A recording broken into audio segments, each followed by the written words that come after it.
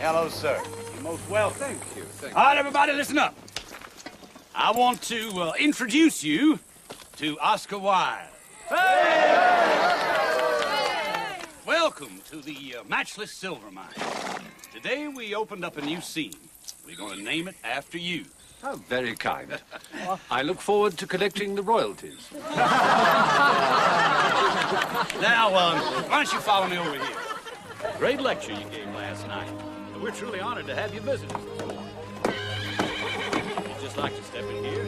There you go, sir.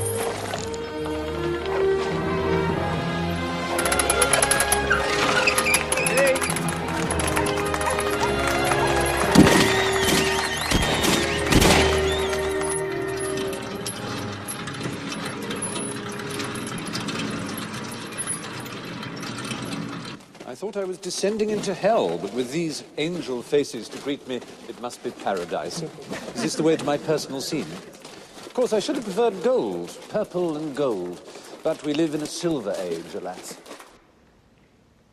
So much that is exquisitely beautiful is wrought from suffering, from pain, from toil, broken bones and blistered skin. Benvenuto Cellini understood silver.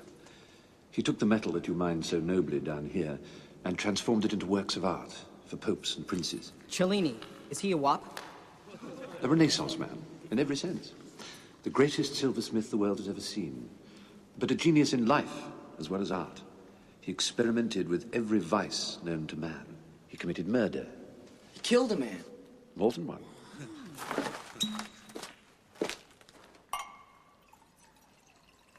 Thank you. I'd like to meet this Cellini. Why didn't you bring him with you? I'm afraid he's dead. Who shot him?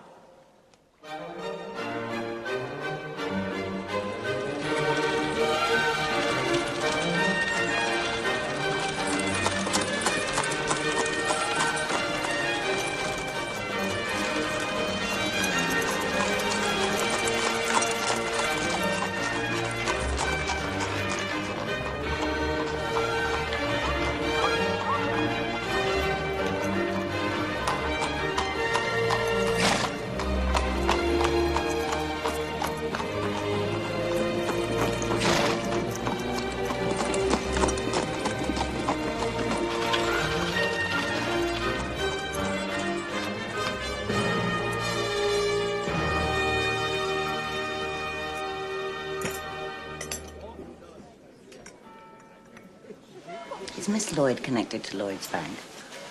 No. Pity. Huh. But she's comfortable, Ada. 1,000 a year. And I congratulate you, Lady Wilde. Now that Oscar's been to America and sown his wildier notes, it's time he settled down. But weren't they very rough? No, charming. Well, charming to me. With each other, it's true, they could be a little brusque. They hanged 2 men in the theatre one night just before I gave a lecture. I felt like the sorbet after a side of beef. I know your friend is famous, Ada. Notorious, at least. But I don't understand for what. For being himself, Lady Mount Temple. Don't Americans talk the most wonderful slang, though? Well, I did hear one lady say, after the heel lick, I shifted my day goods. What on earth did she mean? She meant that she'd changed her clothes after an afternoon dance. Connie, my love, Lady Mount Temple is so anxious to meet you. I knew your father, Miss Lloyd. She's delightful. And not stupid. Really not stupid at all. Is that quite a reason to marry her? Well, I must marry someone. And my mother has our future planned out in every detail. I'm to go into Parliament. We're to have a nice house, live a proper settled life. Literature lectures, the House of Commons. Receptions for the world in general at 5 o'clock. How dreary. Your attendance will not be required at those. But your sphinxiness will be essential for our intimate little dinners at 8. It will be a grand life, a charming life. I see Constance will be busy preparing the dinners. But what will she contribute to the literature and lectures? She'll correct the proofs of my articles. Oh, what a little sunbeam.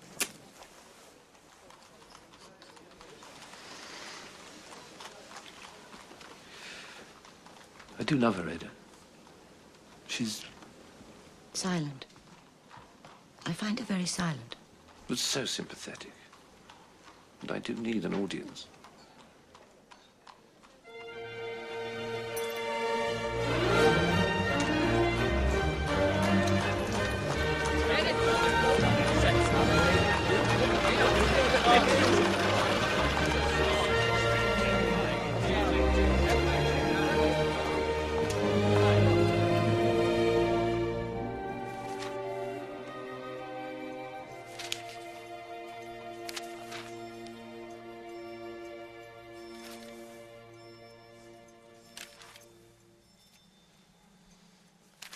I don't see how you can possibly take it all in, reading at that speed.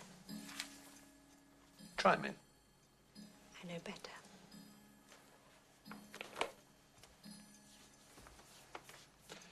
Where are we dining tonight? At the Levisons? Ah, then you must show your true colours as a propagandist for dress reform. Cinnamon cashmere trousers, I think, and a cape with the ends that turn up into sleeves. I don't think I can wear those trousers anymore.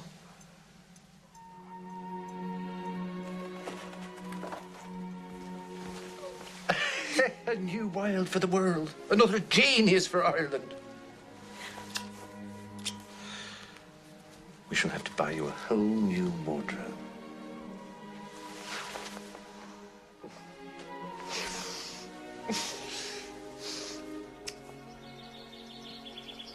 Ernest proposed to me under that statue. Really, the things that go on in front of works of art are quite appalling.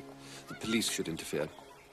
We were made not to marry, whereas you and Constance are so happy. Everyone says so. It's perfectly monstrous how people say things behind one's back that are absolutely true.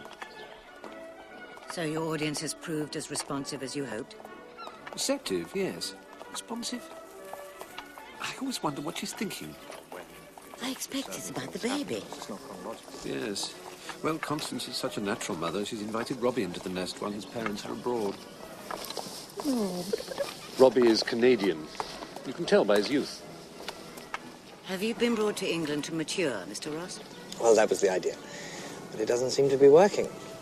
I've lived here since I was 3, and you see the pitiful result. Robbie comes from a long line of imperial governors. His grandfather was Prime Minister of Upper Canada. Or was it Lower Canada?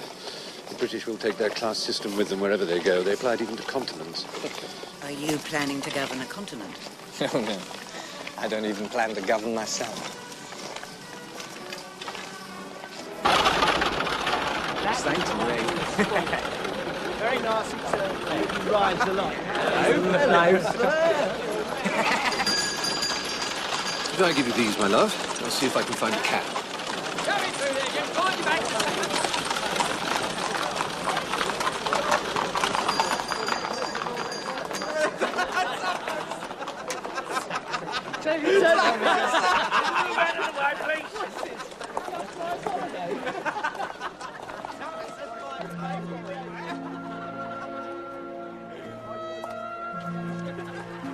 Looking for someone? A cab.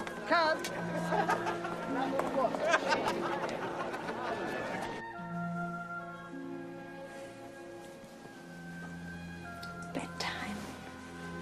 Just one more cigarette. Oscar? No. No, thanks, Robbie.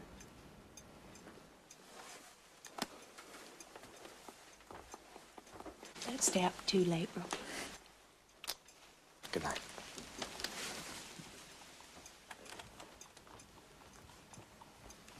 Good night, Oscar. Good night, Robbie.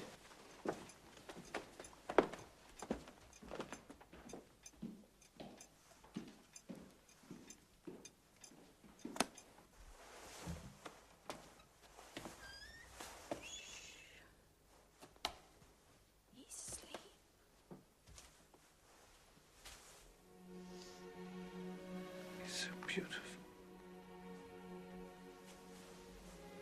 Almost as beautiful as his mother. I don't know what I'd do without you, my constant Constance.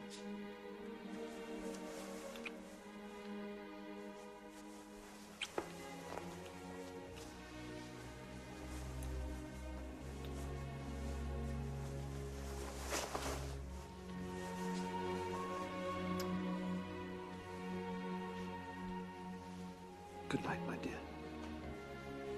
Good night.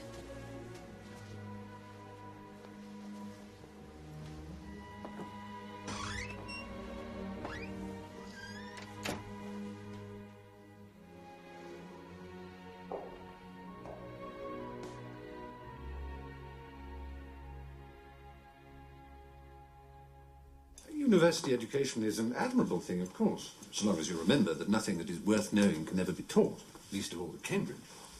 But you told me in Greece, In ancient Greece, the older men taught the younger. They drew them out. I look forward to being drawn out immensely. Yes, well, Greek love, platonic love, is the highest form of affection known to man, of course. You also told me that the Greeks put statues of Apollo in the bride's chamber so she would have beautiful sons. Well, I can't help noticing that here, the statue's in your bedroom. Constance prefers a bath.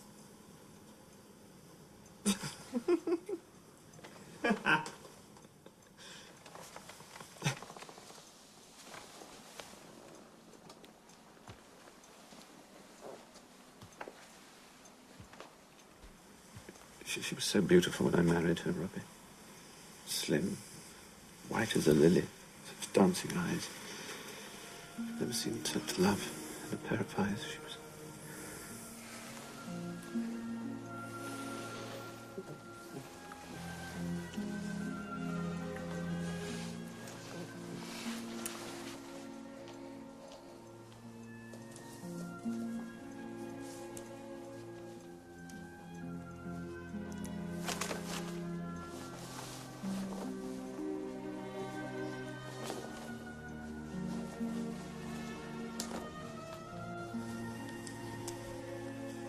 Nothing should reveal the body.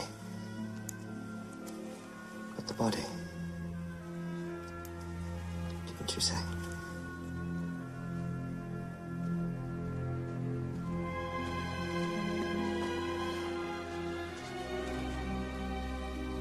It has to be a first time for everything, Oscar. Even for you.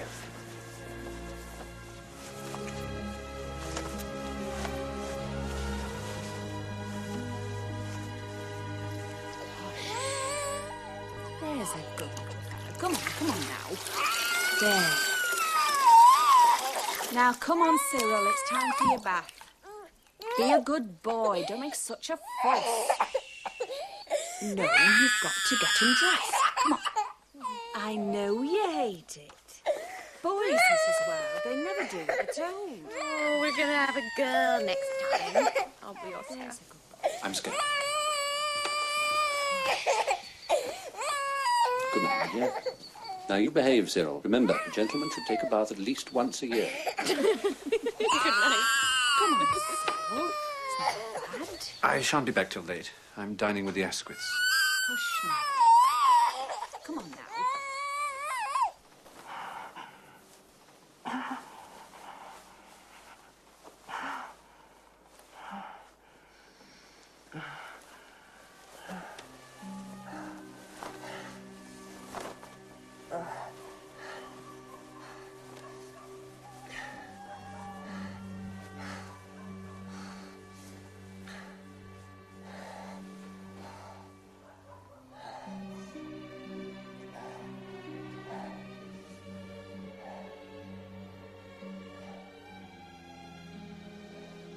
Do you love me? I feel like a city that's been under siege for 20 years. Suddenly the gates are thrown open and the citizens come pouring out to breathe the air and walk the fields and pluck the wildflowers. I feel relieved. You don't worry about Constance. Every afternoon, on their way home from school, the children used to play in the garden of the Selfish Giant. Is that the garden where we go and play? No, darling, this one's much larger and lovelier than that. It's soft green grass. There's grass where we go. Ah, yes, but are there 12 peach trees that burst into delicate blossoms of pink and pearl every springtime and bear rich fruit in the autumn? Are there, Mama? I don't think there are, Cyril, no. Will you hand me a matchstick, darling? I'll put this hussar's head back on. Thank you.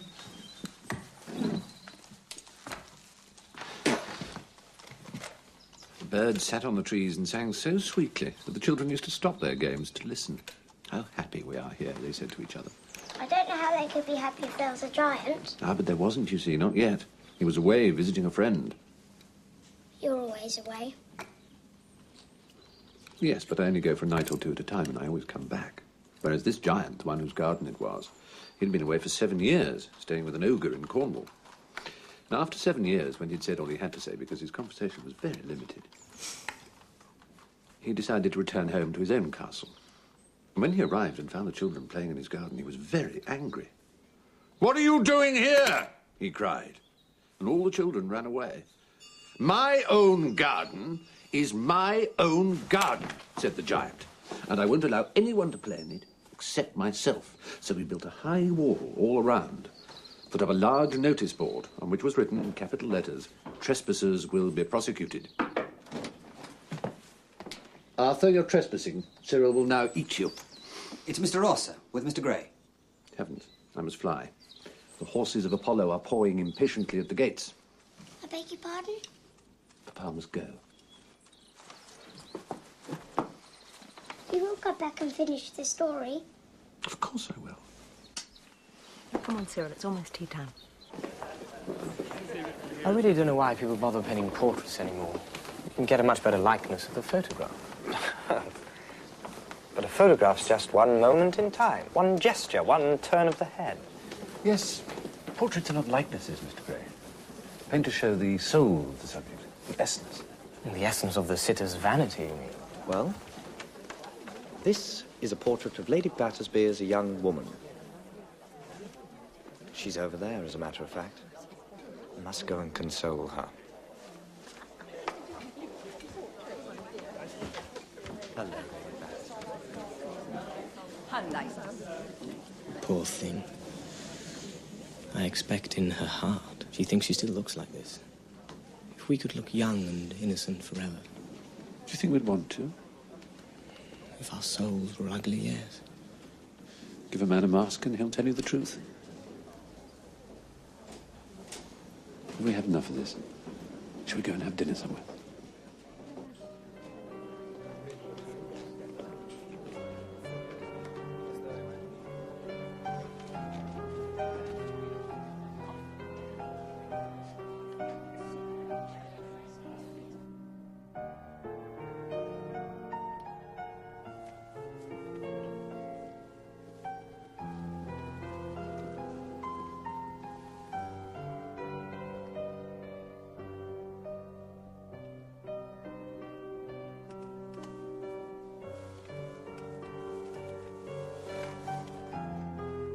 Dorian Gray is the most wonderful book I've ever read.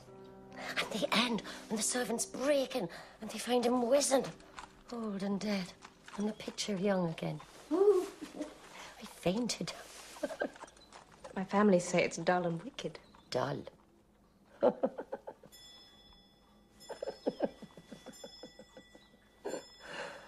Oh, it's sublime.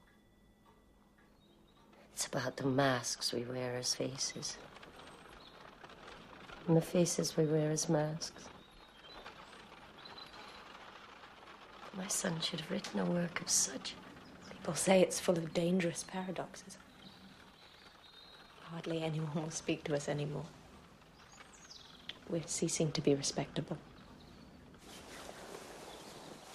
Artists care nothing about respectability. Oh, it's only jealousy. It's the spite of the untalented for the men of genius. And where is Oscar? He's in the Lake District writing a play. A drama? A comedy. Oh. Robbie Ross has gone to keep him company. Mm-hmm. I do like Robbie. And they both love you. Oh, it'll be a great success. Oscar's made for the stage.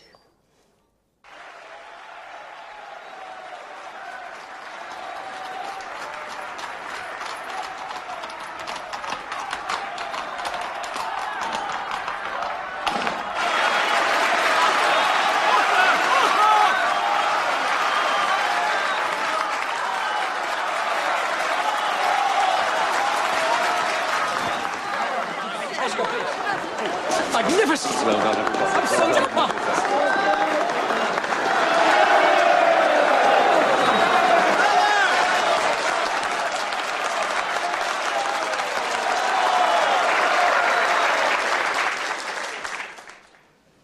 Ladies and gentlemen, I have enjoyed this evening immensely. The actors have given us a charming rendering of a delightful play, and your appreciation has been most intelligent. I congratulate you on the great success of your performance, which persuades me that you think almost as highly of this play as I do myself.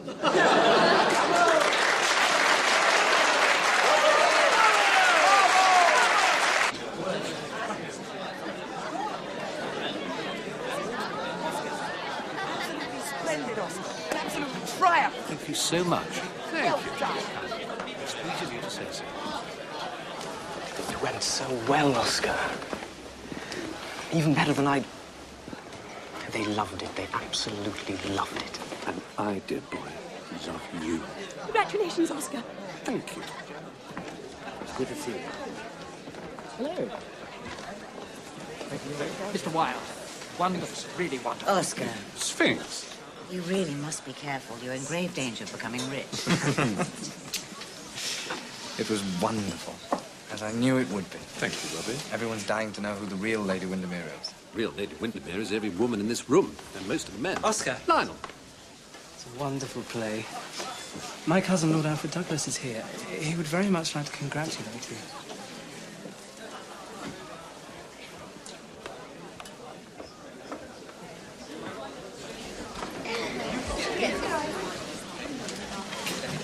Wonderful. Oscar, this is Bosie Douglas.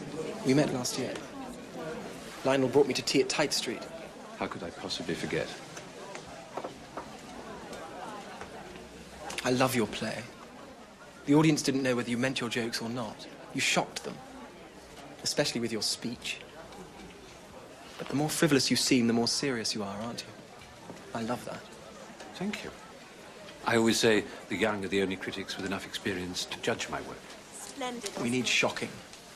People are so banal, and you use your wit like a foil. You cut through all those starched shirt fronts. You draw blood. It's magnificent. We should draw some blood down in Oxford. You need a miracle. All the dons at my college have dust in their veins. At which college do you educate the fellows? Magdalen. My own college. Well, I shall claim the privilege of a graduate and come and take tutorials with you. Come soon, then. They're threatening to send me down. How could they be so cruel to one so beautiful?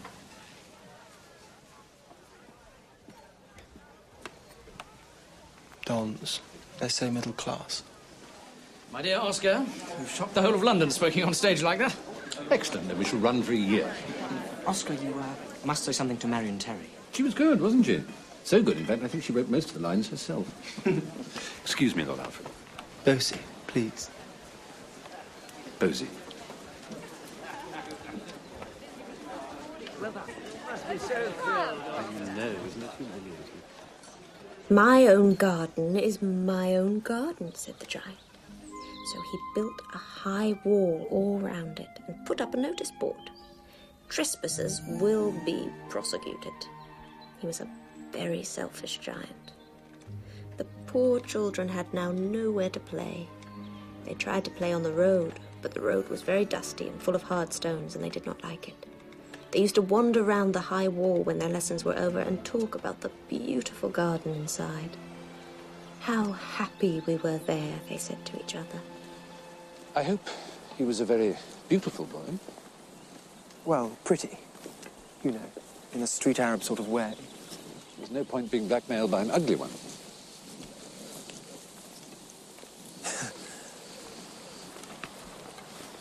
What's tiresome is he's threatened to show my letters to my father. Who will show them to all his friends, I'm sure, for the excellence of their style. No. No, you don't know him. He's a brute. Really. He carries a whip wherever he goes. He used to beat my mother. He beat my brothers. He thrashed me from the age... My dear boy. Of course. He's practically illiterate. He probably won't understand the letters anyway.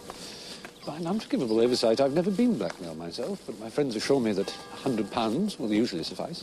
Really? God, you promise? Leave it to Lewis, George Lewis, my solicitor. He knows what he's doing. He acts with the Prince of Wales.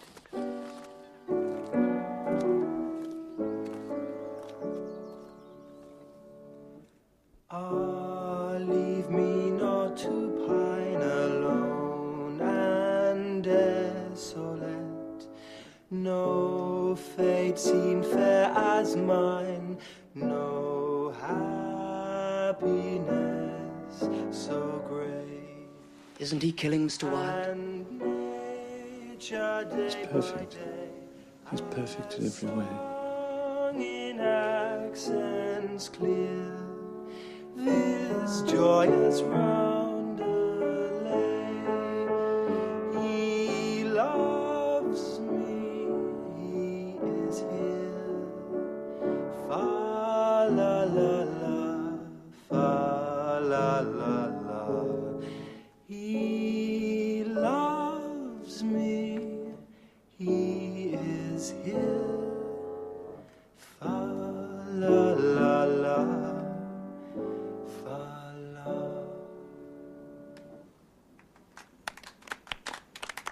That's lovely. Well done, Bosie. Yes, absolutely enchanting, Vince. Actually, Multi, you know.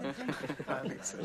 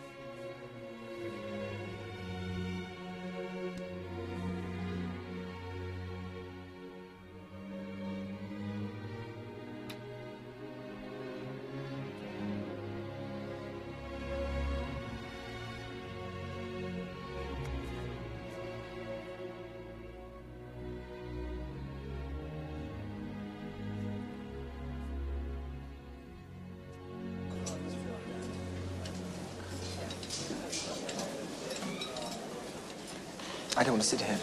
I want to sit there. You've had what Lord Alfred said?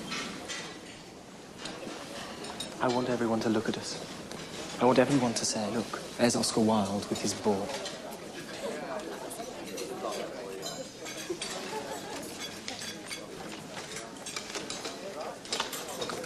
So, what should we let people see us eating? Foie gras and lobster. And champagne. For two. We do everything together. Very good, Mr. Wilde.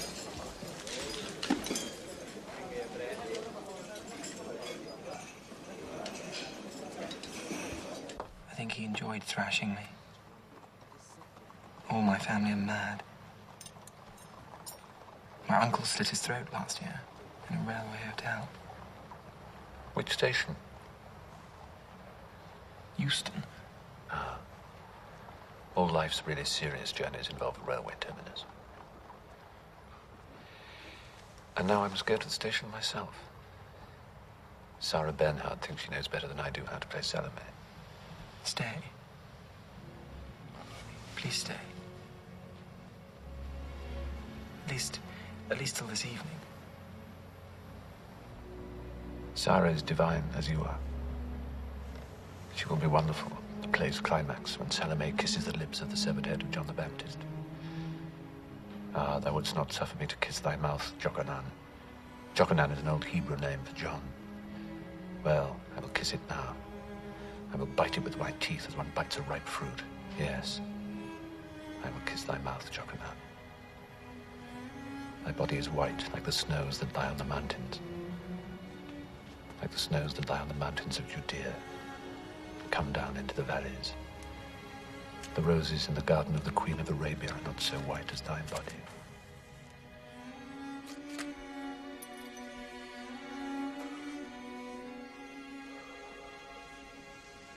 I'm not good enough for him anymore. I'm as the son of a carpenter, while Bosie. Oscar's only ever been smitten before. He was smitten with me. He was smitten with you. I wasn't smitten.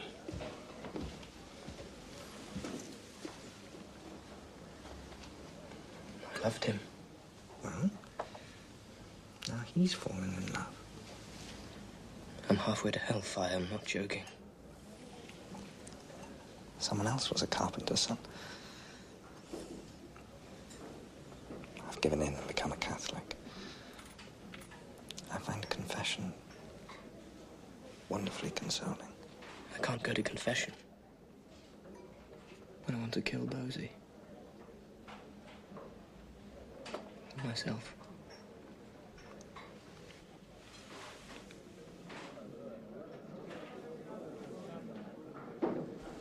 Oscar's furious. Oh, he has no right to be. He knew perfectly well the Lord Chamberlain would never allow a play with biblical characters. He never has done. No, Oscar doesn't think there should be censorship of plays at all. Well, of course there must be censorship. Or people would say what they meant, and then where should we be? When is he coming to join us? He's not. I'm going to stay and look after Lord Alfred. Oh, those Douglases are always ill, when they're not demented. One of them, you know, roasted a kitchen boy on a spit. And Bosie's father, Lord Queensberry, oh, he's a dreadful man, Constance. Doesn't believe in God or marriage. A marquis should set a proper example, or what are the upper classes for? I tell you, I wouldn't want a daughter of mine to marry a Douglas. I haven't got a daughter. Plenty of time still, my dear. Oh. Oh, I see. It's my fault. After Vivian was born, all I could think of was the children. So that's why Oscar spends so much time with his men friends. Oscar needs disciples.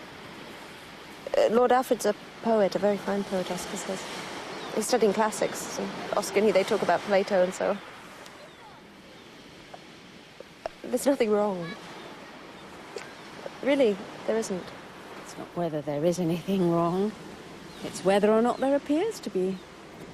That's all people care about. The empire was not built by men like Bosie Douglas. Then the spring came.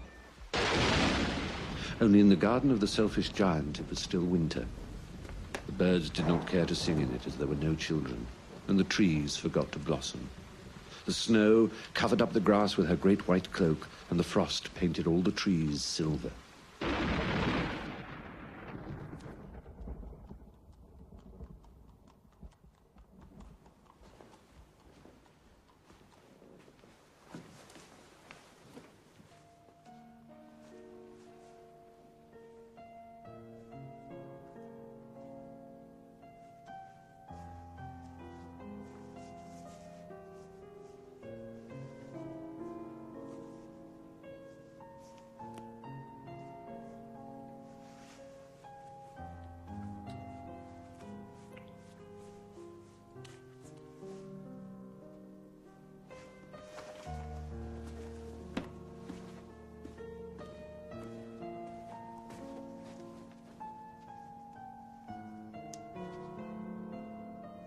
Let's go out. If you like.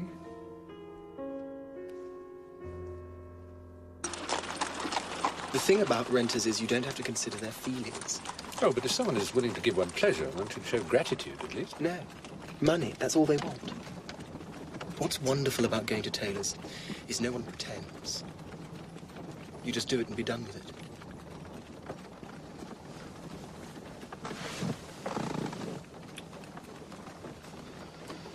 I do love you, Oscar. But variety is the spice of life.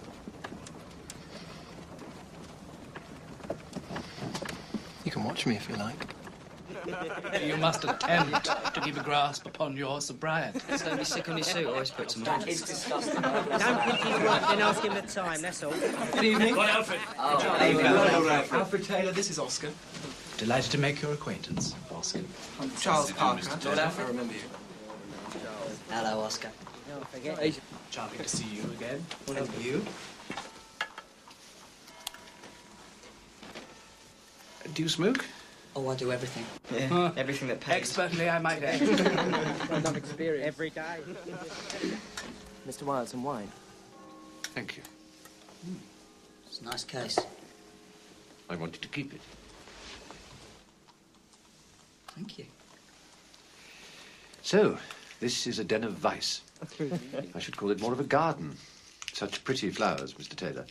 How wise of you to keep the curtains closed. They would never grow in the common light of day. Yeah, really? You call him common? Certainly not you, dear boy. You seem to be a flower of the rarest hue.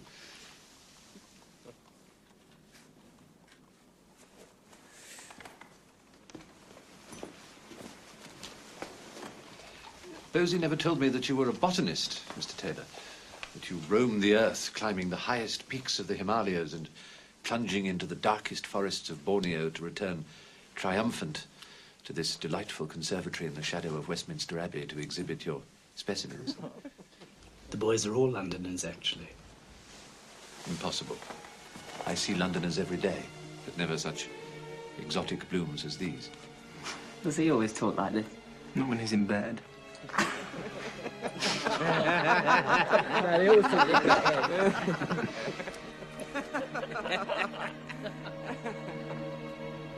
I am discreet. Bosie, of course, is far too grand and well born for that. He wants everyone to know.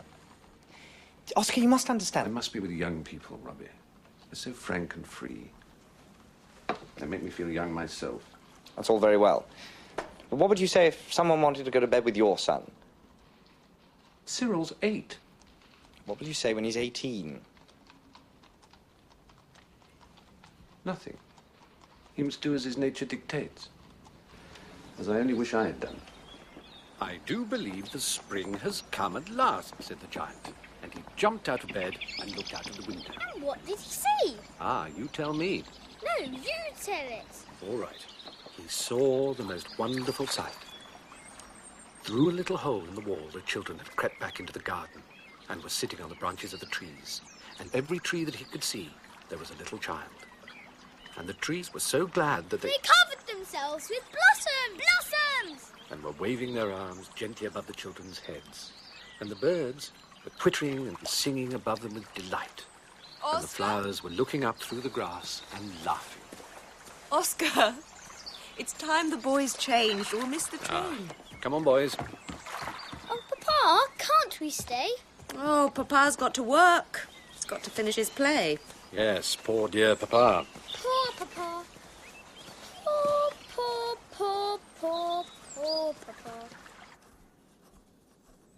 Where is Oscar? We haven't seen him at all. Where do you think he is? He's working. He's a writer, after all. I hear your father's threatening to shoot Lord Rosebery. Really? He usually prefers the horsewhip. Says he's been buggering your brother. Well, Rosebery is Secretary of State for Foreign Affairs, and Francis is his private secretary. Actually, Francis is about to get engaged. What's your father talking about, then? Oh. He's obsessed with sex. He thinks Oscar's buggering me, as though I'd allow anyone to do that.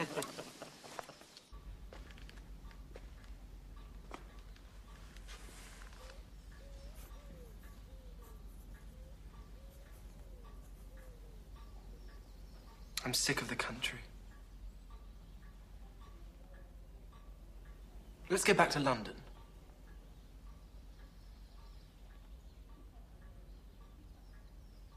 Well, what's the point of us living together if you're always working? I have responsibilities, a wife and God, family. not that again.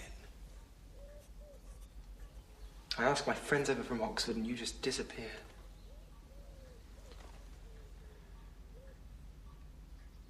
I'd be better off staying at my mother's. At least she's there. Bosie, you asked me specially to take this house. Well, so no, that I'm we- bored with it. And with you. I can't give it up. It's paid for in advance. Until I finish my new... Bosie, dear, you have beauty, you have breeding, and most glorious of all, you have youth. But you are very fantastical if you think that pleasures don't have to be earned and paid for. Whenever I want to do anything, you say you can't afford it.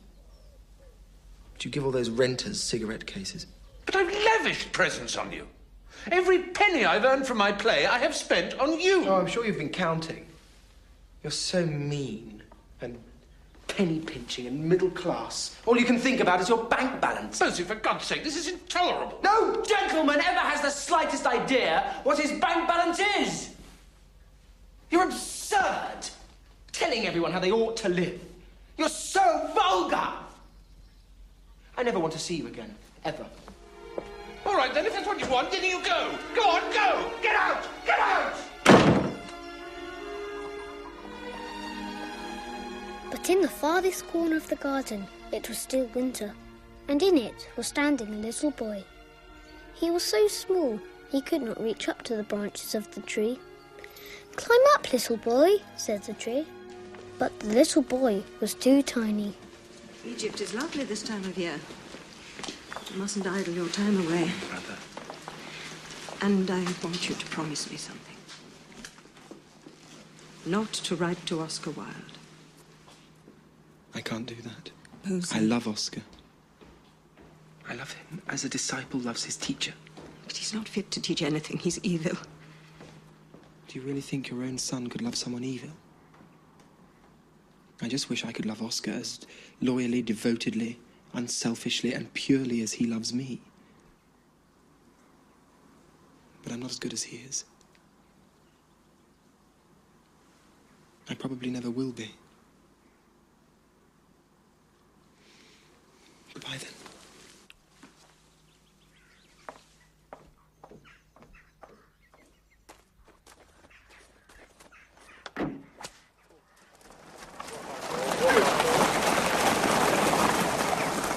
I adore simple pleasures. They are the last refuge of the complex. But if you wish, let us stay here. Yes, let us stay here. The book of life begins with a man and a woman in a garden. It ends with revelations. Yes, Mr. Tree, may I? I'm delighted, of course, that you find my lines funny, but please don't try and make the audience laugh with them. They should sound completely spontaneous and natural, as though people spoke like that all the time. Yes, of course. Let's try again. You should break with Bosie more often, Oscar. Then we'd have more of your spontaneous and natural plays. Bosie was envious. That's why he stopped Oscar working. Probably, please, that's not true. Of course it is. His poems aren't nearly as good as you pretend. And he knows it. He's just a shallow little... rivulet. Bosie's a child, a vulnerable child. He needs love. Oh, we all need love. But which of us can give it?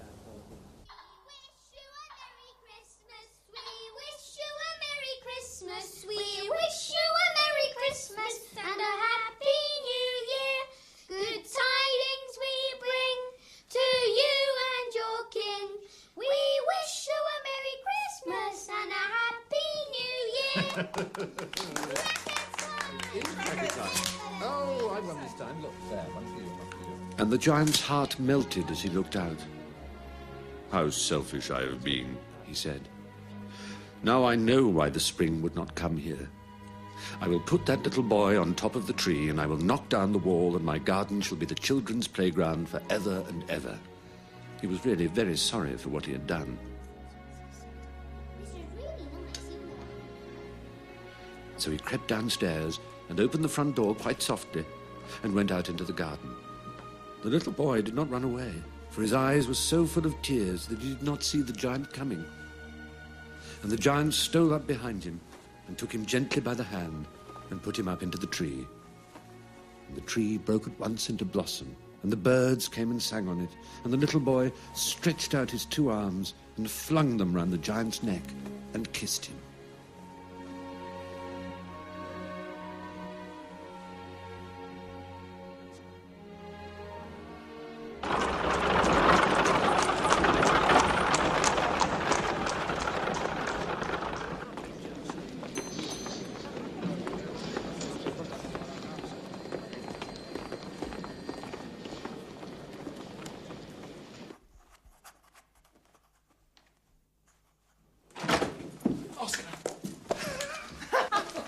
Oh, I don't care what people think. I love you.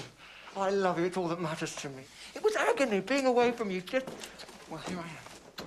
Oh, Bosie, you're my catastrophe, my doom. Everyone says so, even me. Oh, I missed you. I thought you might like something to celebrate your return. Oscar. When I saw them in the window, they begged me on their knees to make them yours.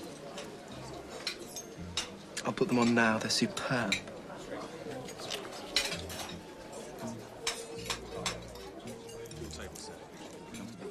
Thank you. Here's your menu. No, I'll sit there. I want a proper table. Is there something wrong, my lord? Of course there is. This young fool wants me to sit by the service door. Oh, God, my father. I'm extremely sorry, my lord. He didn't know who you were. Rosie, you're not going to flee.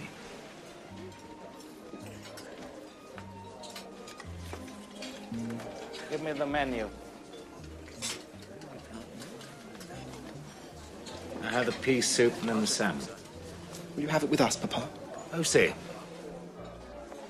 I'm lunching with Oscar Wilde. Will you join us?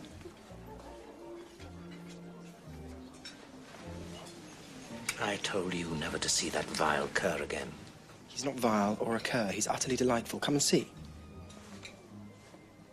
How do you know what he's like when you've never met him? Come on, Papa. You're not a man to be influenced by other people's opinions.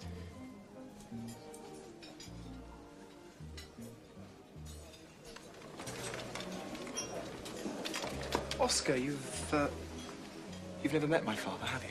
Lord Queensberry. Bosie has told me so much about your exploits on the racetrack. I've never heard such bad luck as yours with the Grand National. Bosie tells me that you would have won, but that your cousin wouldn't let you ride the horse. Bloody fool said I was too old. Why, you're never too old. Besides, I'd ridden old Joe on the gallops. Came in at 40 to 1. No horse could ever have carried me over the jumps, I fear. What are you having? Pea soup and salmon.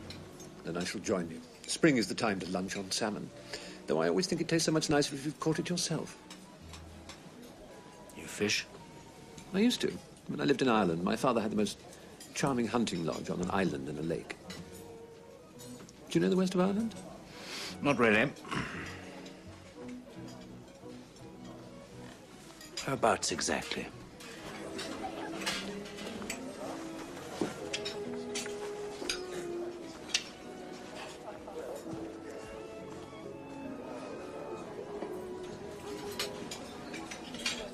Christians, they go around pretending they know who God is and how he works. Well, I've got no time for that tomfoolery. I say that if you don't know something, you should stand up and say so, not go around pretending you believe in some mumbo-jumbo.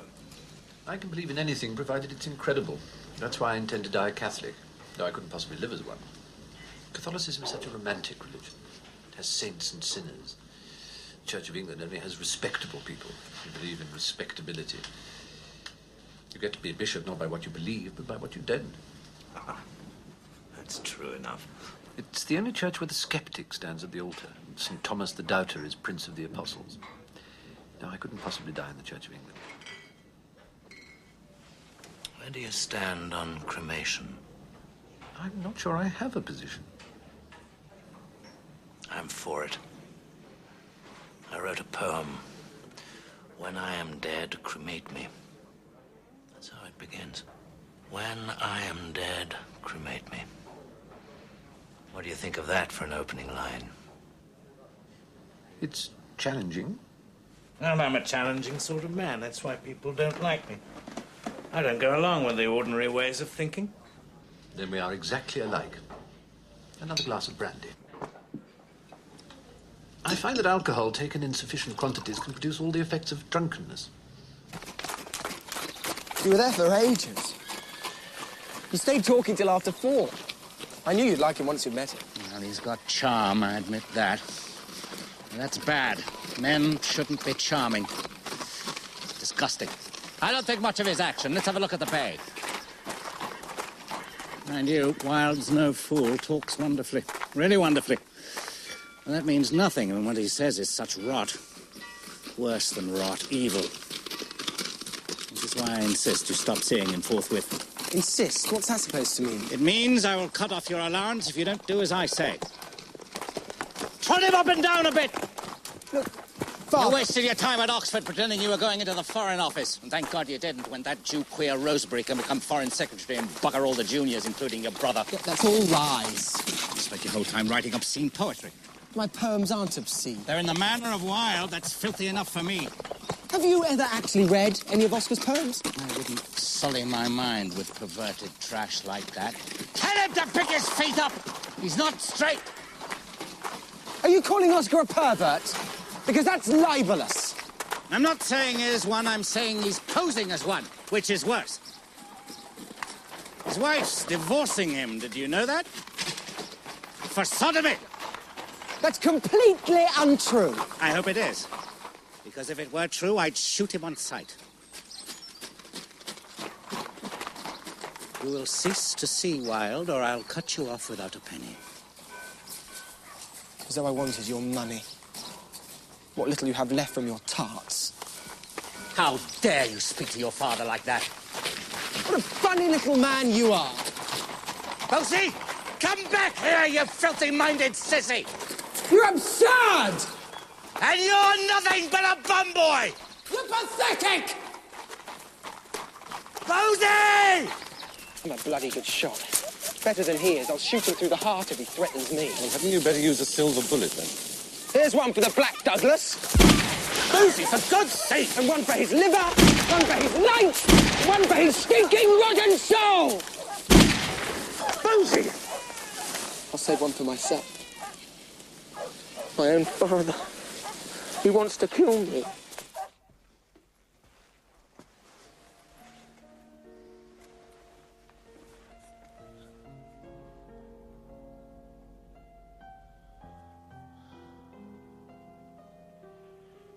My life is everything I ever wanted.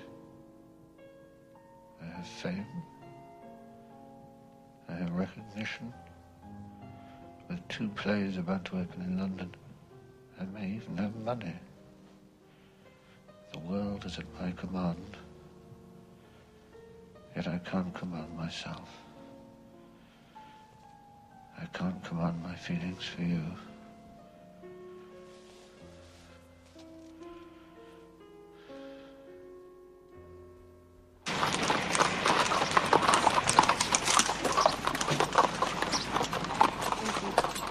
Constance, my dear.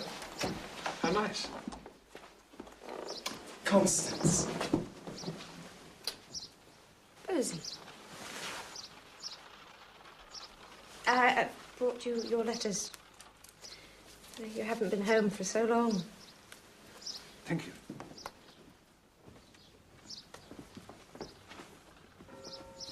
So much more convenient for Oscar living in the West End when he has a play coming on. Yes, I'm like one of those northern businessmen who has to keep an eye on his factory. The boys ask for you all the time. They're longing to see you. Oscar has to make sure the play's a success, Constance. I'll come round this afternoon for tea. It's the dress rehearsal this afternoon. Tomorrow, then. I'll come tomorrow. Tomorrow, then.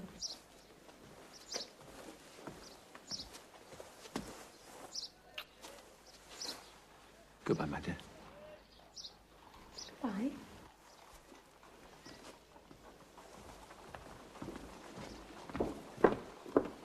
Goodbye, Constance.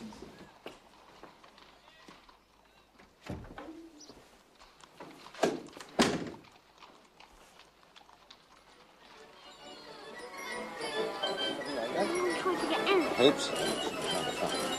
Perhaps of codfish. Codfish, you know, I have a strong feeling codfish was rather deeper.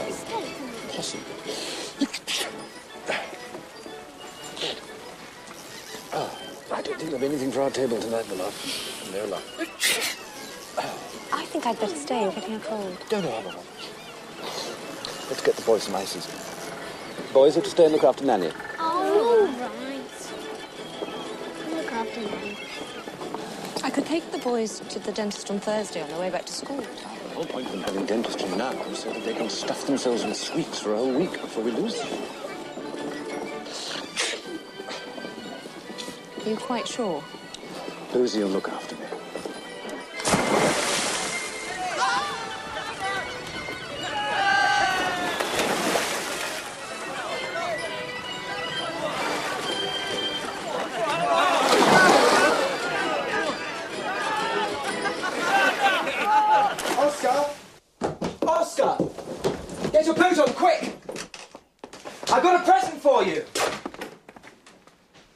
Oh, God. You're not still seedy, are you? Bosie, where have you been? I've had no one to talk to, no one to look after me. Don't be so pathetic. I found you the divinest boy. Bosie, you promised Constance... Bugger Constance, I'm not your nanny.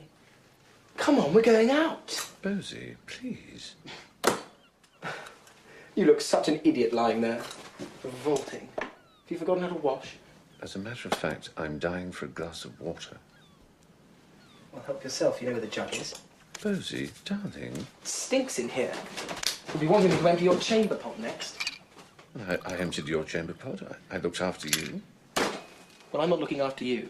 Not now. You don't interest me, not when you're ill. You're just a boring middle-aged man with a blocked-up nose. Bosie, dearest boy. Shut up!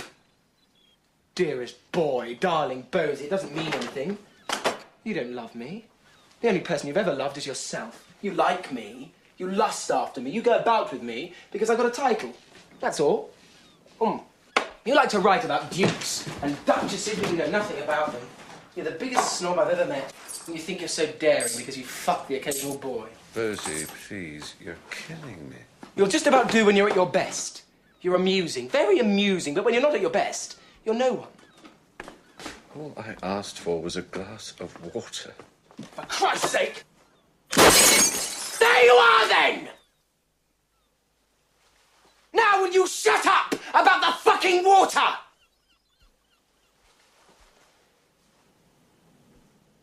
There are 2 boys waiting out there.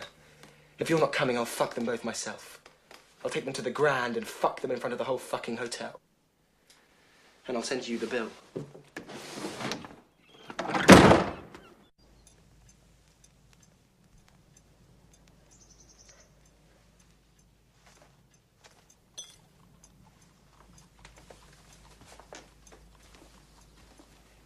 Drink this.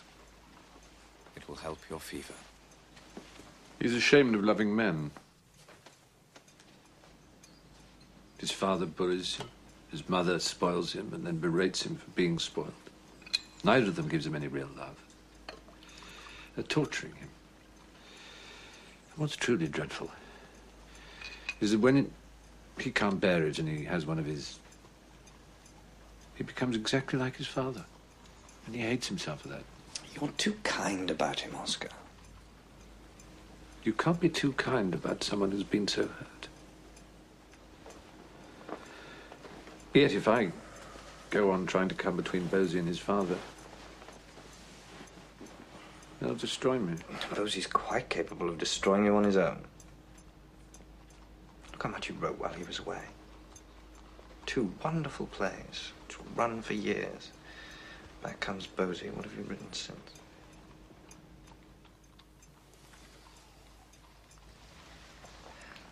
Oscar, you know how much I love and admire you. But you're throwing your genius away. For what?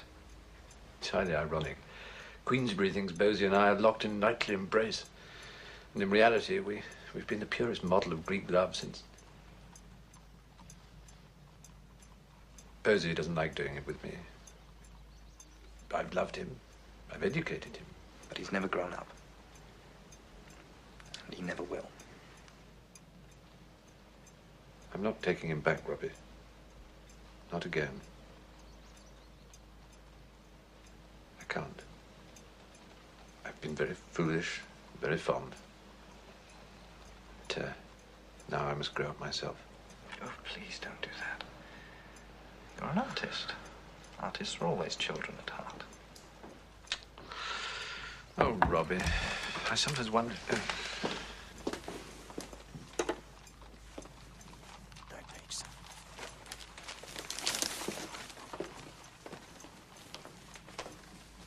My God.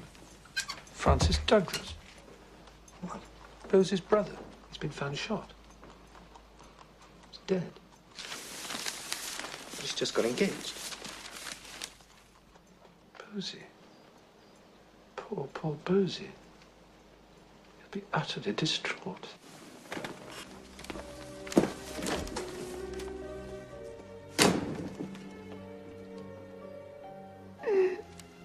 He killed himself. It was my father. He drove him to it. I'm sure your father's just as upset as everyone else. No, he's not. He says it's a judgment on Rosebery and my mother. And me and you.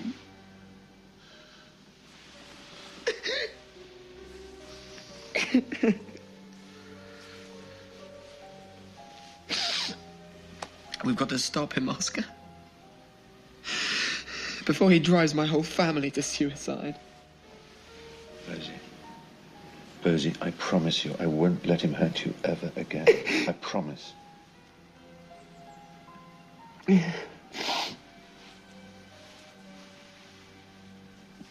It's not enough. I want him stopped. I want the whole world to know what he's done. What an evil man he is.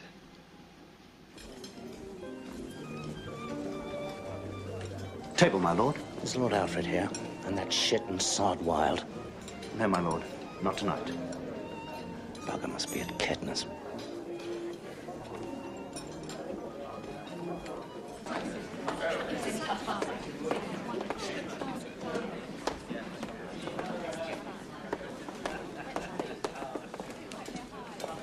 Is my son staying here?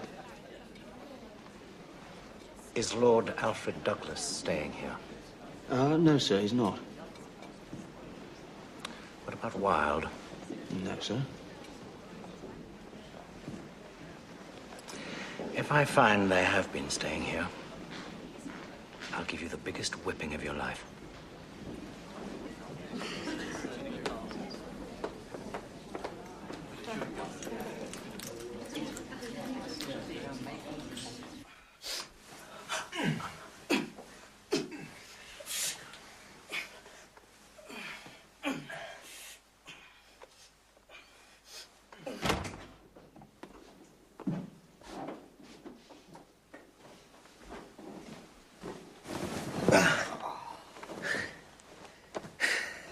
Well, I expect you two would like a drink after your exertions.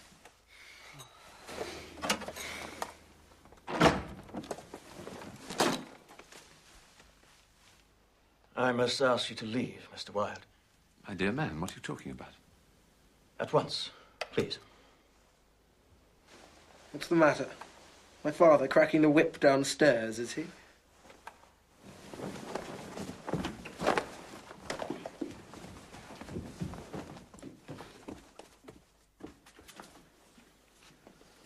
My lord. Lucy. You're not frightened of what this little man thinks, are you? I think the pleasures of the evening should be resumed elsewhere.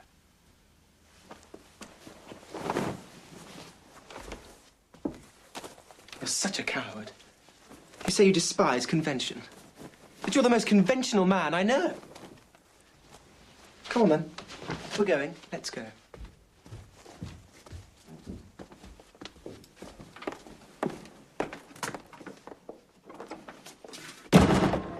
Until tomorrow, Tommy.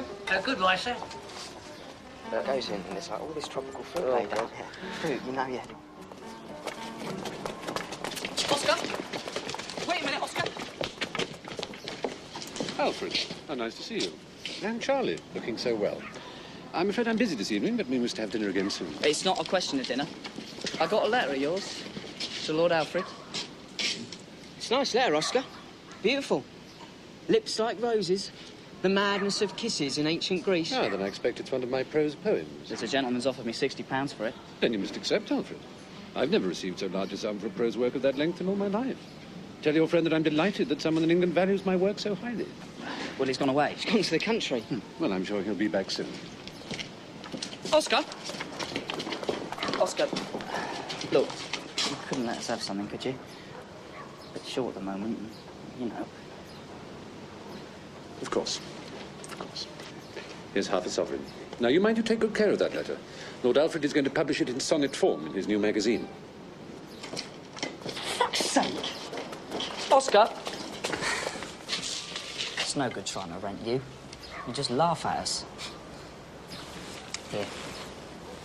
Thank you. You can be very careless, Lord Alfred. What a wonderfully wicked life you lead. You boys. You boys.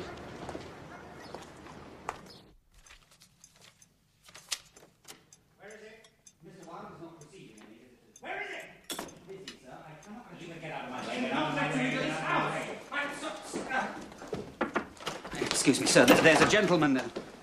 You. Listen to me. You're a bugger! I don't allow people to talk to me like that in my own house, Lord Queensberry. Or anywhere else. I suppose you've come to apologize for the lies that you've been spreading about me. I've come to tell you to leave my son alone, you sodomite. The Marquis appears to be very obsessed with other people's sexual activities. Has it anything to do with his new wife, I wonder? And the fact that she's seeking divorce for non-consummation? Unless you swear that you'll have nothing more to do with Bosie, I shall go to Scotland Yard. Go to the devil. You and your... Who is this gargoyle? You're a queer and a sham, a poser. If I catch you and Bosie together again, I'll give you such a thrashing. I believe Lord Queensberry once invented some rules for boxing. I've no idea what they are. But the Oscar Wilde rule is to shoot on sight. Now, kindly leave my house. You can shut up! I shall leave when I'm damn well ready.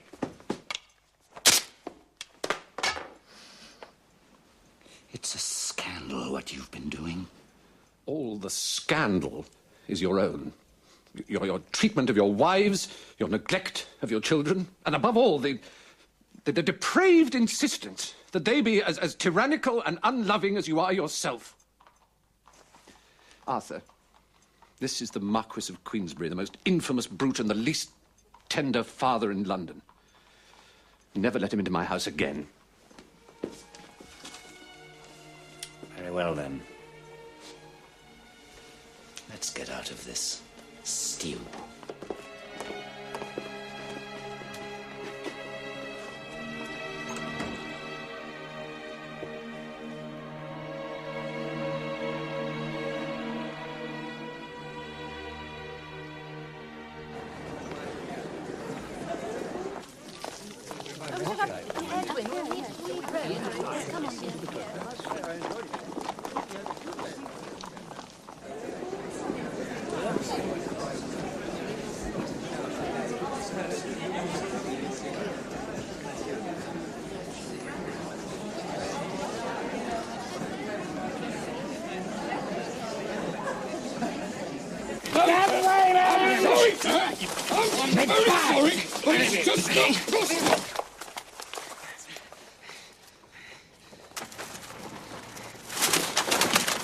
What are you doing? Raw vegetables? I want you to give that to Oscar Wilde. Thank you, sir. We'll take care of it. I wanted to give it to him personally, as a bouquet. I dare say you did, sir. But you're not going to. He's a cur. A sod. And a bugger! You remember that? I always told you, Gwendolyn, my name was Ernest, didn't I? Well, it is Ernest, after all. I mean, it naturally is Ernest.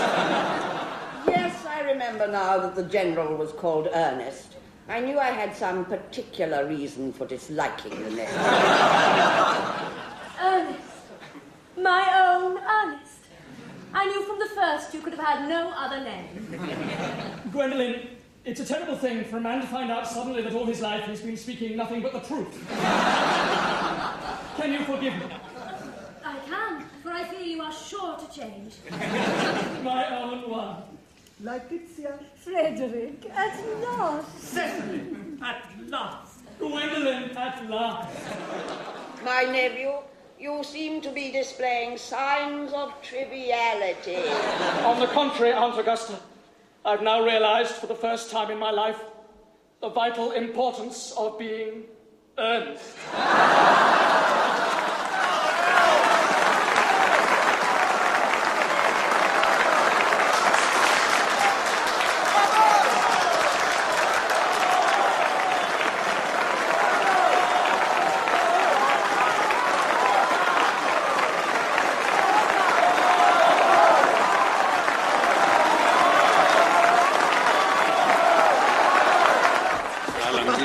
Wonderful, thank you all so much. Dear George. No, George. No, Come on.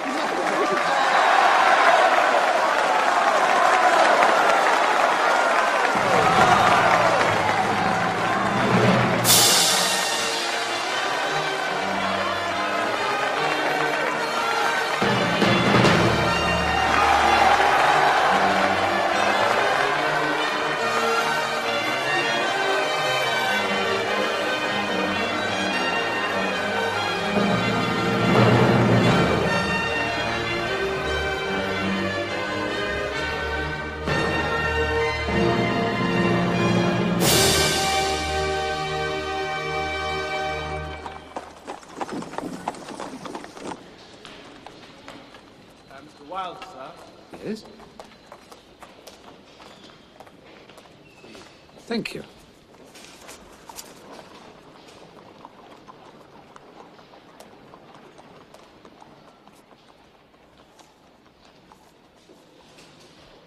For Oscar Wilde.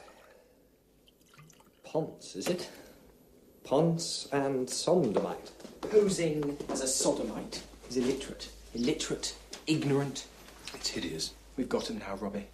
He wrote it down, the porter read it, that makes it a public libel. Now we can take him to court. For God's sake. Oscar! Oscar, you mustn't do that. That would be, We've just been waiting for a chance to get him in the dock and show the world what a swine and shit he's always been. To me, my mother, my brothers... But he'll plead justification.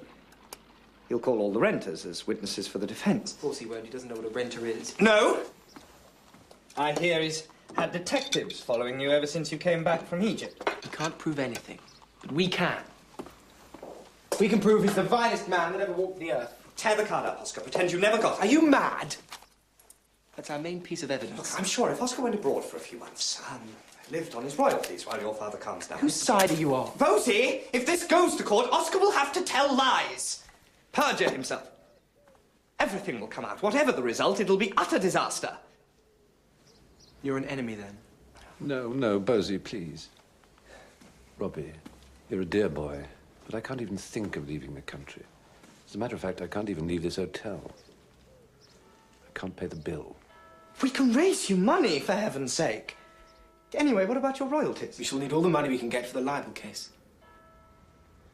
My father can't go on making all our lives a torment like this. Oscar, I beg you. I'm not going to run away, Robbie. I'm not going to hide. That would be the English thing to do. If you take Queensbury to court, all hell will break loose.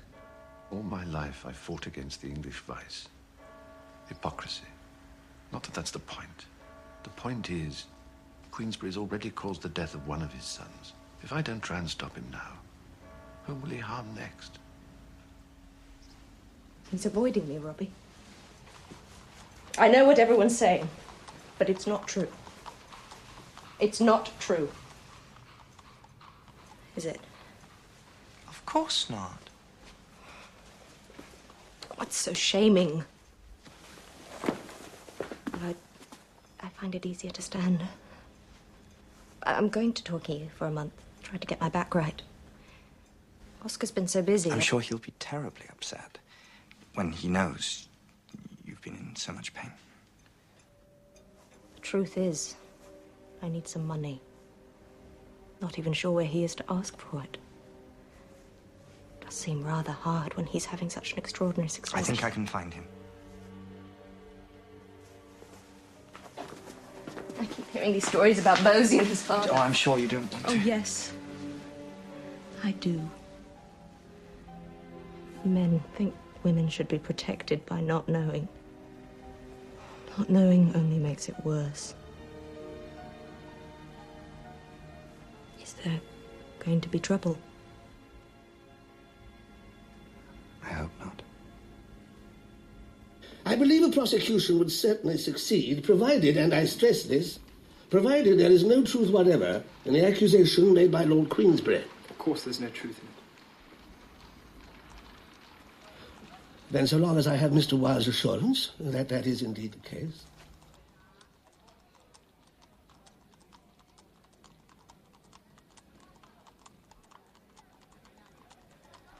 There is no truth in the accusation whatever. Good. Excellent. The defence, I understand, will be led by Mr. Edward Carson. Old Ned? I was at college with him in Dublin. No doubt he will perform his task with all the added bitterness of an old friend. In writing a book or a play, I'm concerned entirely with literature, with art. I do not aim at doing good or evil, but at making a thing that will have some quality of beauty. Well, listen, sir. Here is one of your pieces of literature. Wickedness is a myth invented by good people to account for the curious attractiveness of others. Do you think that true? Oh, I rarely think anything I write is true. If one tells the truth, one is sure sooner or later to be found out. That is a pleasing paradox, but I do not set very high store by it as an axiom. Is it good for the young? Anything is good that stimulates thought, at whatever age. Whether moral or immoral? There is no such thing as morality or immorality in thought. Well, what about this, then? Pleasure is the only thing one should live for. I think that the realization of oneself is the prime aim of life, and that to realize through pleasure is finer than to do so through pain. I am on this point entirely on the side of the ancients, the Greeks. How long have you known Alfred Taylor? About 2 years, 2.5 years. Is he an intimate friend of yours? I wouldn't call him that, no. But you went often to his rooms? About 7 or 8 times, perhaps. Did you know Mr. Taylor kept ladies' dresses in his rooms? No. Did you know he was notorious for introducing young men to older men? I never heard it in my life. Has he introduced young men to you? Yes. How many young men? About 5. What were their occupations? I really don't know. Oh, well, let me tell you, Mr. Wilde. You met a man called Charles Parker there, I believe. Yes? Charles Parker is a gentleman's valet. You met his brother there, too, I believe. Yes. He is a groom. I didn't care tuppence what they were. I liked them. I have a passion to civilize the community. I recognize no social distinctions at all, of any kind. To me, youth, the mere fact of youth, is so wonderful that I would sooner talk to a young man for half an hour than be cross-examined in court. So, do I understand that even a young boy you might pick up in the street would be a pleasing companion? I would talk to a street Arab with pleasure, if he would talk to me. And take him to your rooms? Yes. And then commit improprieties with him? Certainly not. Certainly not. You withdraw your libel action against Lord Queensberry. Well and good. But there remains the question of the evidence. Lord Queensberry's evidence against you. My information is that the Crown wishes to pursue the matter. In which case, an arrest and a charge of gross indecency are certain to follow. The maximum sentence is 2 years hard labour. 9 months hard labour is reckoned to be more than a man of our background can survive. The children, the boys, I must go and see them. You have no time for that. But my wife, I have to say goodbye to my wife. Unless you positively wish to subject her to the further humiliation of seeing you arrested and taken away in front of the gutter press, Mr. Wilde, you must go.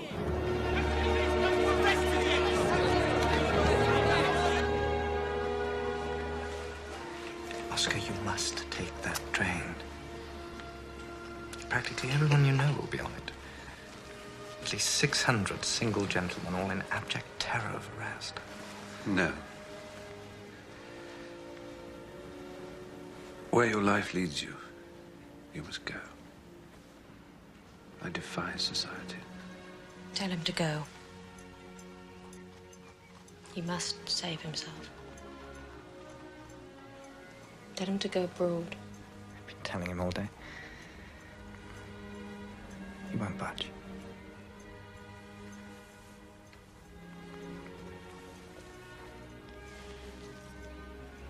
People have never understood the courage he needed to be himself. You must go abroad too. We must all go abroad at once. Oscar says, will you tell the boys goodbye? I need to go through his papers. I was always too silent. If I'd known. Bosie. If I'd only spoken up. It wouldn't have made any difference. Perhaps not. But at least I wouldn't blame myself now.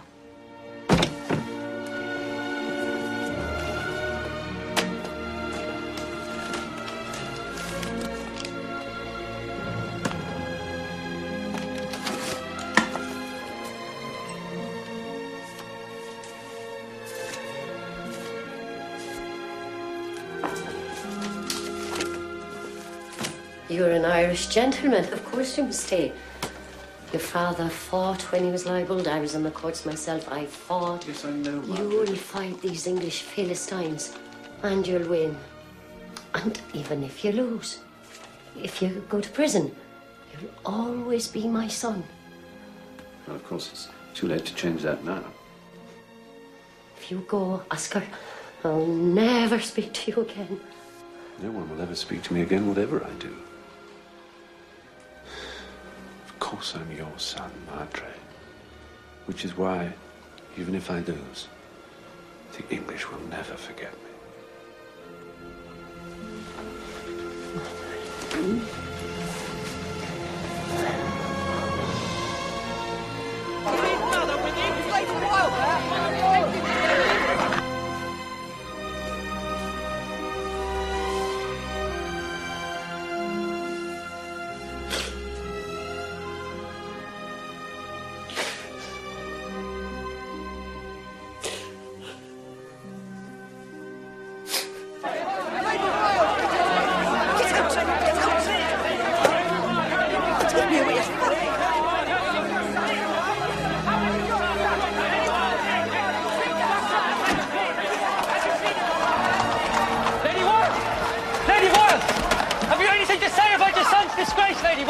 Have you anything to say?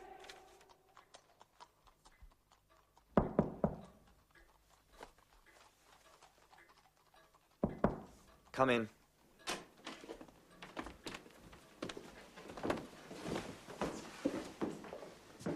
Mr. Wilde, I believe.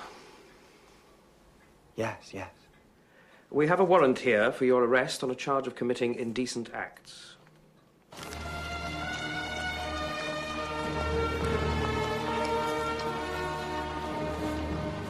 I recommend Switzerland as soon as possible. You will have to change your name, of course. Oh, I can't. My dear Constance, the name of Wilde will be a word of execration for the next 1,000 years. You can't possibly let your boys grow up with people knowing who they are. Think of their lives at school. Thank you for your advice.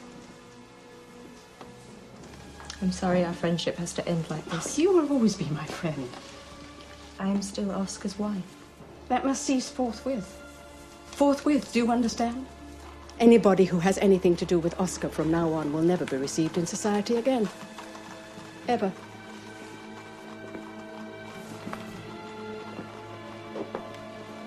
Oh, God, Ada. What is going to happen to him?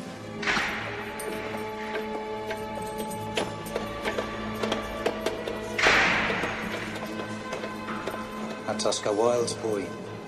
Oscar, you must let me in the witness box. If the jury can only hear what I have to say.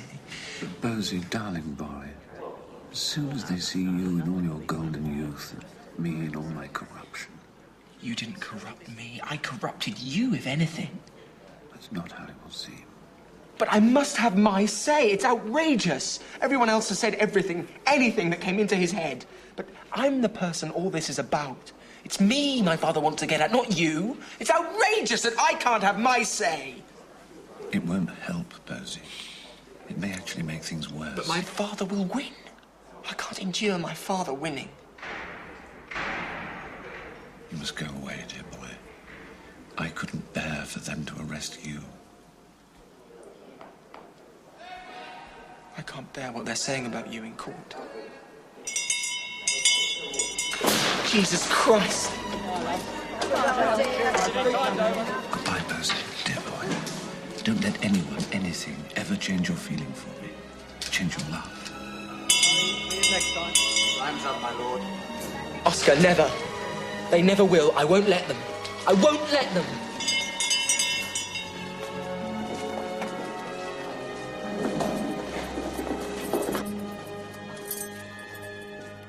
You win a great deal in the company of Lord Alfred Douglas. Oh, yes. Did he read his poems to you? Yes.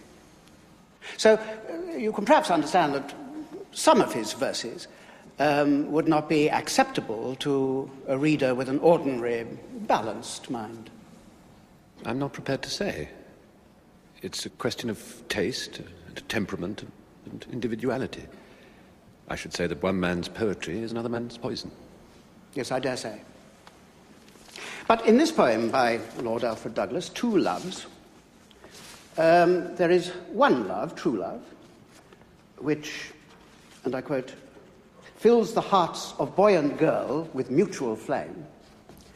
And there is another, I am the love that dare not speak its name. Was that poem explained to you? I think it's clear.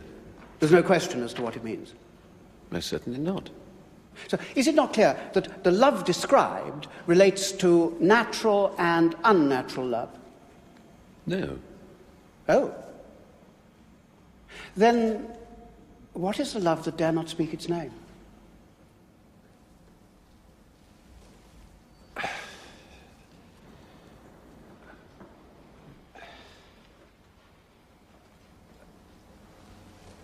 The love that dare not speak its name, in this century, is such a great affection of an elder for a younger man as there was between David and Jonathan, such as Plato made the very basis of his philosophy, and such as you may find in the sonnets of Michelangelo and Shakespeare. It is in this century misunderstood. So much misunderstood that it may be described as the love that dare not speak its name. And on account of it, I am placed where I am now.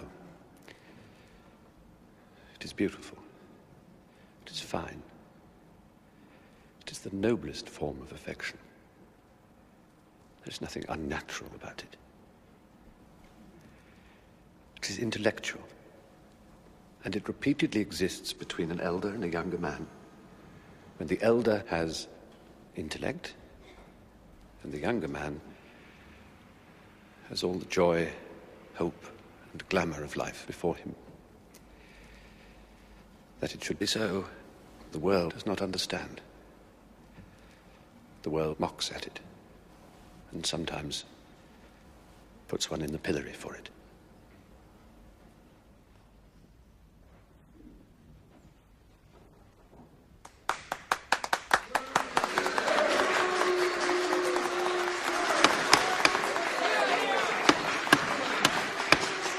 Oscar Wilde, the crime of which you have been convicted is so bad that I shall pass the severest sentence that the law will allow.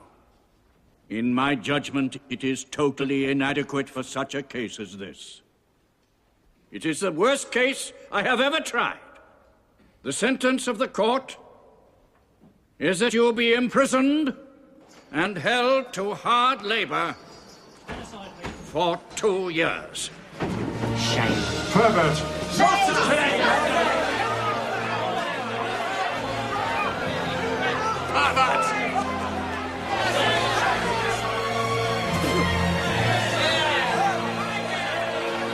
Shame on you!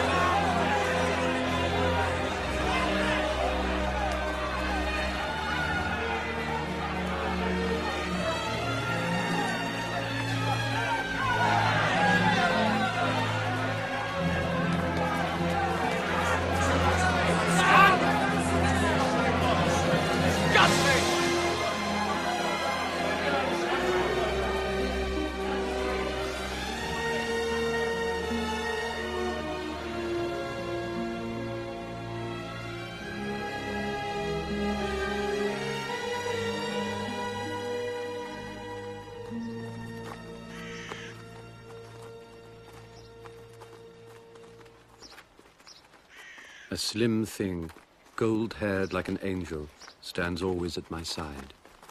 He moves in the gloom like a white flower. I thought but to defend him from his father. I thought of nothing else.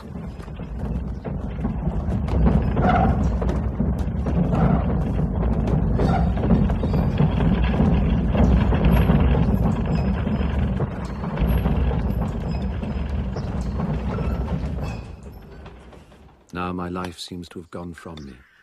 I'm caught in a terrible net. But so long as I think he is thinking of me, my sweet rose, my delicate flower, my lily of lilies, it is in prison that I shall test the power of love. I shall see if I can't make the bitter waters sweet by the intensity of the love I bear you.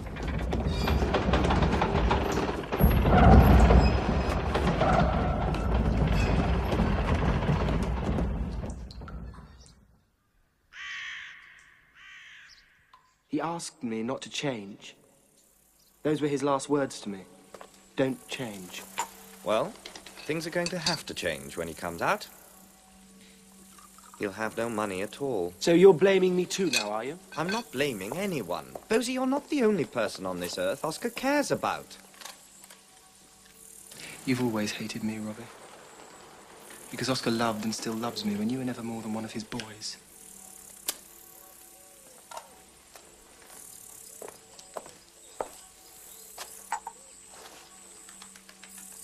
I'm suffering just as much as he is, you know. My life's ruined too. I'm much younger than he is. I've hardly had any life, and it's ruined already.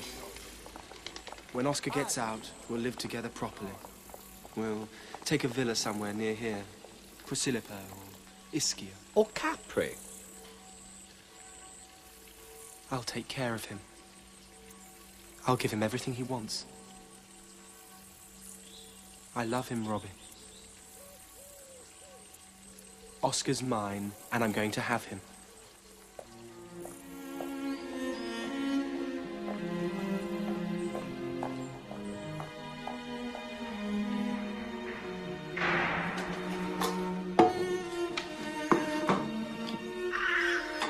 Years went over, and the giant grew very old and very feeble. He couldn't play about anymore, so he sat in a huge armchair and watched the children at their games and admired his garden.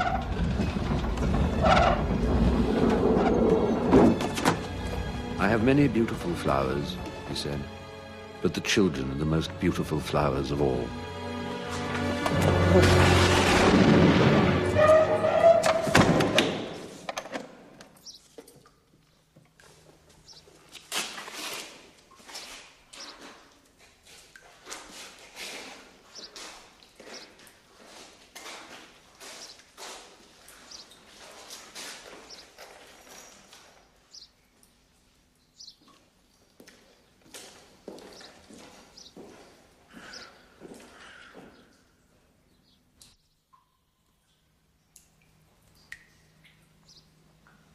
I'm afraid Cyril has got some idea of why you're here.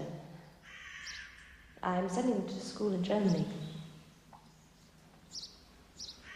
I can't manage them on my own. Your back isn't better then? No, not really. I may have to have an operation. What I've done to you and the boys, I shall never forgive myself.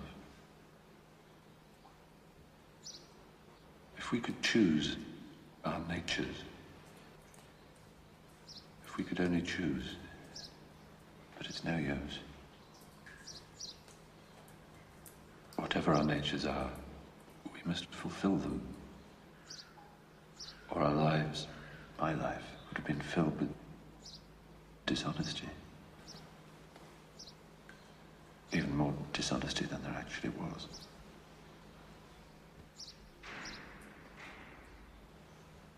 I've always loved you, Constance. You must believe me. I don't see how you can have done. Not truly. Not if all the time. I didn't know. Know thyself, I used to say. I didn't know myself. I didn't know. I suppose you want a divorce. You have every reason. I've been thinking when you do come out, when they let you out, you can go to Switzerland or Italy, write another play, get yourself back.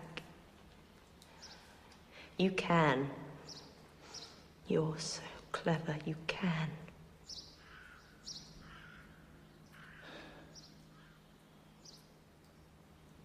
Oscar, I don't want a divorce.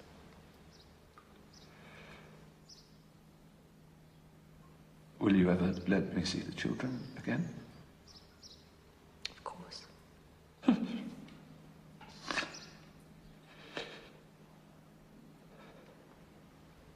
But there must be one condition. Oscar, you must never see Bertie again. If I saw Bosie now, I'd kill him. The children love you, Oscar.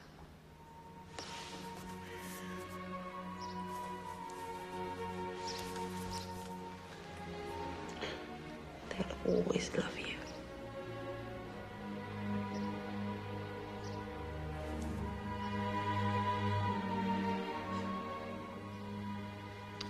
Did anyone tell you they've been performing Salome in Paris?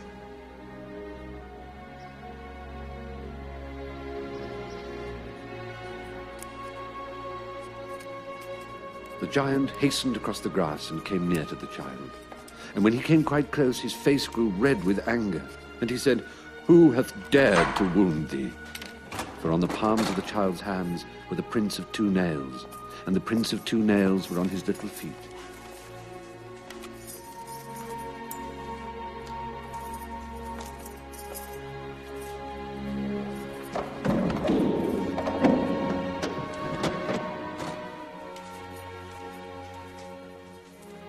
"Who hath dared to wound thee?" cried the giant.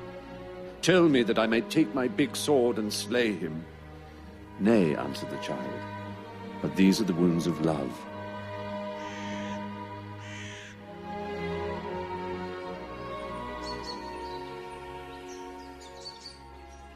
Bosie thinks I'm jealous. I think it will come as a shock to Bosie to realize that even he is relatively unimportant in the scheme of things. But no doubt Bosie will be remembered as long with Oscar. Unfortunately.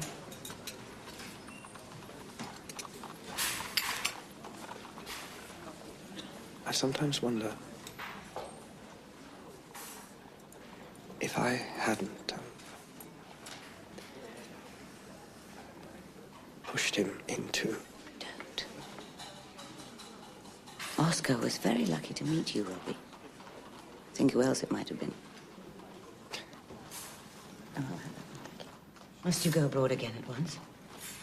I shouldn't be here now. But has he got anywhere to go when he's released? It'll have to be in France. I'm going to see what I can arrange. But here, when he leaves prison.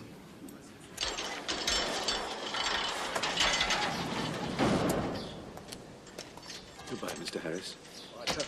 Goodbye, Mr. Snow. Thank you. Oscar. My dear Sphinx. How marvellous of you to know what hat to wear at 7 in the morning to meet a friend who's been away. No, I'll keep this. What is it? It's a letter to Bosie, telling him how I love him but can never see him again. I'm going to ask Robbie to have it copied out before I send it. I rather fear Bosie might throw it on the fire. I call it De Profundis. It comes from the very depths.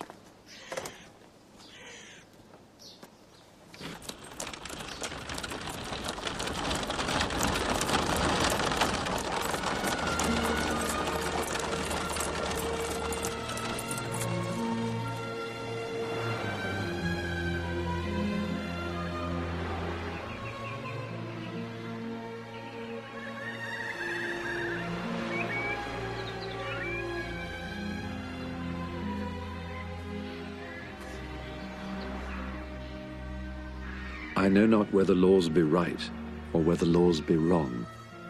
All that we know who lie in jail is that the wall is strong, and that each day is like a year whose days are long. Yet each man kills the thing he loves. By each let this be heard. Some do it with a bitter look, some with a flattering word. The coward does it with a kiss, the brave man with a sword. Some kill their love when they are young, and some when they are old. Some strangle with the hands of lust, some with the hands of gold. The kindest use a knife, because the dead so soon grow cold.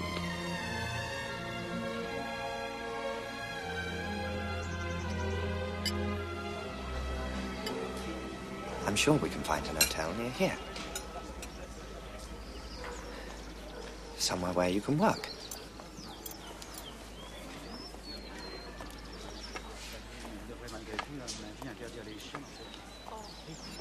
I've decided to see him again, Robbie. Yes. I thought you might. I've nothing left. I've lost my wife. I've lost my children. They won't allow me to see them now. No one will ever read my plays or books again. Yes, they will. Bosie loves me more than he loves anyone else. As much as he can love. And allow himself to be loved. I think we need some more wine. I find that alcohol, taken in sufficient quantities, can bring about all the effects of drunkenness.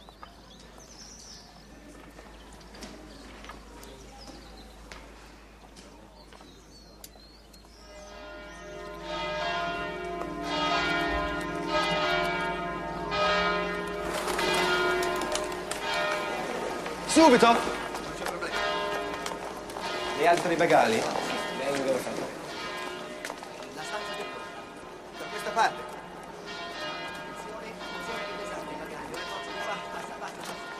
Ragazzi, vedo oggi che ci sono altri bagagli. Devono arrivare,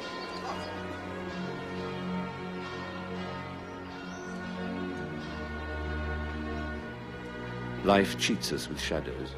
We ask it for pleasure, it gives it to us, with bitterness and disappointment in its train. And we find ourselves looking with dull heart of stone at the tress of gold-flecked hair that we had once so wildly worshipped and so madly kissed. Oscar!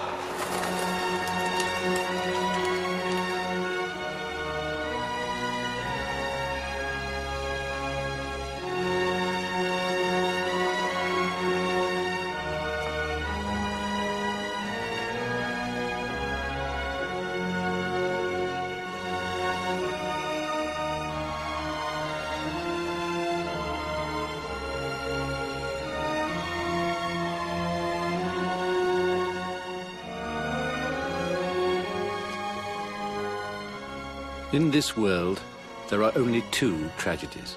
One is not getting what one wants. The other is getting it.